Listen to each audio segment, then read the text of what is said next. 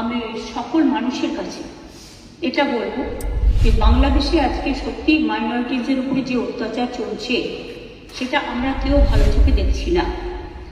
এবং কেউ কেউ, আমি এখনো মনে করি, দাঙ্গা কখনো হিন্দু করে না, দাঙ্গা কখনো মুসলমান করে না, দাঙ্গা কখনো শিখ করে না, দাঙ্গা কখনো খ্রিস্টান করে না।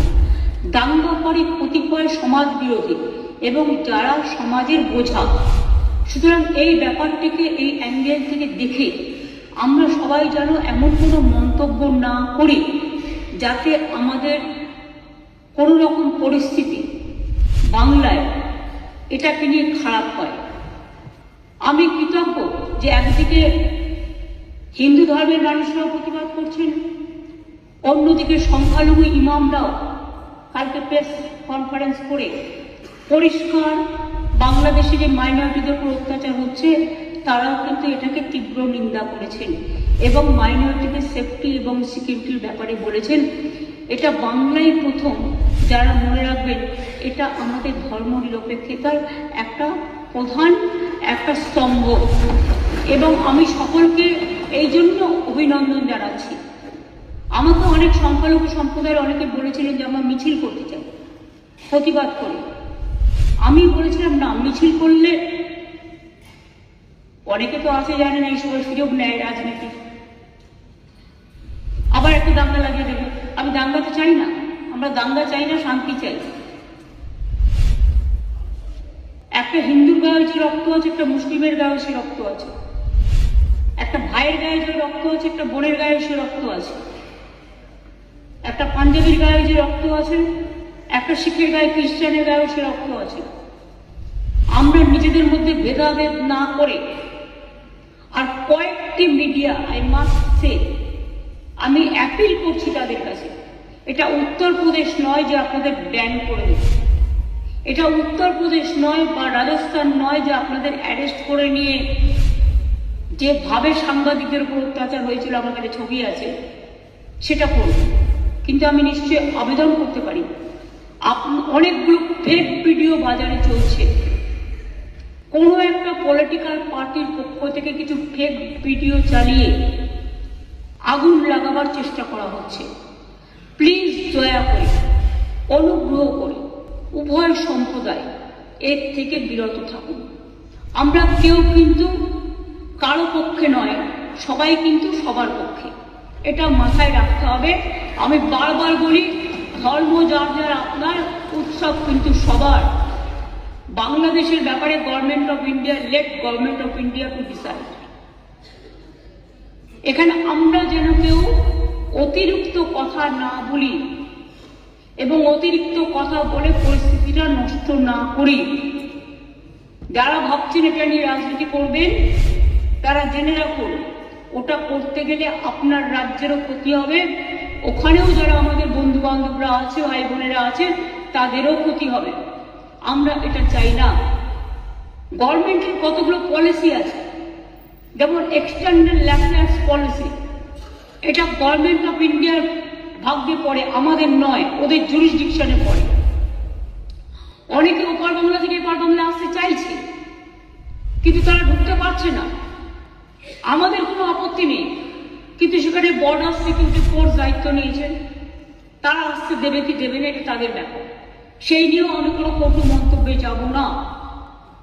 কিন্তু যাদের টাকা আছে, পয়সা আছে, ভিসা আছে, পাসপোর্ট আছে, তারা তো প্লেনে চলে আসছে। প্লেন তো আসছে, প্লেন তো চলছে, ট্রেন তো চলছে, কিন্তু গরিব মানুষগুলো যাদের কাছে হয়তো কিছু নেই, তারা আসতে গেলে পারছে না, তারা বাধা পাচ্ছে বিএসএফ এর কাছে। আমাদের হাতে কিন্তু বর্ডার নেই, এটা মাথায় রাখবেন। তাই আমি সবাইকে বলবো, এমন কোনো কথা যাতে আমরা না বলি, যাতে কোনো আমাদের পক্ষও নয়, এ পক্ষও নয়, ও পক্ষও নয়। আমি সবাইকে আবেদন করছি যাতে কোনো অতিরিক্ত কোনো প্ররোচনা সৃষ্টি হতে পারে। আমি যতদূর জানি কালকে ফরেন সেক্রেটারি যাবেন বাংলাদেশে, আজকেই যাচ্ছেন, কালকে ওদের মিটিং আছে। সুতরাং লেট দেম ডিসাইড। এই ব্যাপারে আমি পরিষ্কার বলি, এক্সটার্নাল অ্যাফেয়ার্স এর ব্যাপারে উই নেভার ইন্টারফেয়ার। আমাদের দলের পলিসি হচ্ছে এবং আমাদের সরকারেরও আমরা সবসময় এ ব্যাপারে গভর্নমেন্ট অফ ইন্ডিয়া যে গাইডলাইন্স দেয়, এক্সটার্নাল অ্যাফেয়ার্স যে গাইডলাইন্স দেয়, এটা কিন্তু আমরা মেনে চলি। তাই আপনাদের সবাইকে অনুরোধ করব, আসুন আমরা এমন একটা পরিবেশ সৃষ্টি করি যাতে এপার বাংলা দেখিয়ে দেবে যে আমরা ভারতবর্ষ, আমাদের জাতীয়তাবোধ, আমাদের দেশাত্মবোধ, আমাদের মমত্ববোধ, আমাদের স্নেহবোধ, আমাদের ধন ধান্যে পুষ্পে ভরা আমাদের এই বসুন্ধরা, তাহার মাঝে আছে দেশ এক সকল দেশের সেরা, সে যে স্বপ্ন দিয়ে তৈরি, সে যে স্মৃতি দিয়ে ঘেরা। এমন দেশটি কোথাও খুঁজে পাবে না কো তুমি, সকল দেশের সেরা, সেদের মোদের জন্মভূমি। এই জন্মভূমিকে আপনারা প্রতিপালন করেছেন, জন্মেছেন এই মাটিতে। এই মাটিটাকে সমৃদ্ধ করুন, ভালোবাসুন, এবং যদি কেউ বিচ্ছিন্ন করতে আসার চেষ্টা করে তাকে প্রতিরোধ করুন, এবং সেক্ষেত্রে বাঁধ ভেঙে দিতে হবে। আর যারা কেউ কেউ বলছে বিহার দখল করব, উড়িষ্যা দখল করব, আমি বলি ভাই ভালো থাকবেন, সুস্থ থাকবেন, সুন্দর থাকবেন, কিন্তু এত বড় হিম্মত আপনাদের কেন? কারণ নেই যে বাংলা, বিহার, উড়িষ্যা সব নিয়ে নেবেন আর আমরা বসে বসে লালিপপ খাব। এটা ভাববার কোনো কারণ নেই। আমরা যথেষ্ট সচেতন নাগরিক এবং আমরা যথেষ্ট সক্রিয়, কিন্তু আমরা ধৈর্যের পরীক্ষা দিই। তার কারণ এটা আমরা রবীন্দ্রনাথ ঠাকুরের কাছে শিখেছি যে আগুনের পরশমণি ছোঁয়াও প্রাণে, এই জীবন পূর্ণ করো, এই জীবন পূর্ণ করো, এই জীবন পূর্ণ করো। তাই আমি মনে করি ভারতবর্ষের অখণ্ড আমাদের সকলের অখণ্ড, এবং আমরা সবাইকে রক্ষা করব। এটাই আপনাদের সকলকে আমি আবেদন জানিয়ে গেলাম। যেহেতু হাউস চলছে, লোকসভাতেও আমাদের মেম্বাররা নিশ্চয়ই আলোচনা করবেন সুযোগ পেলে। কাজে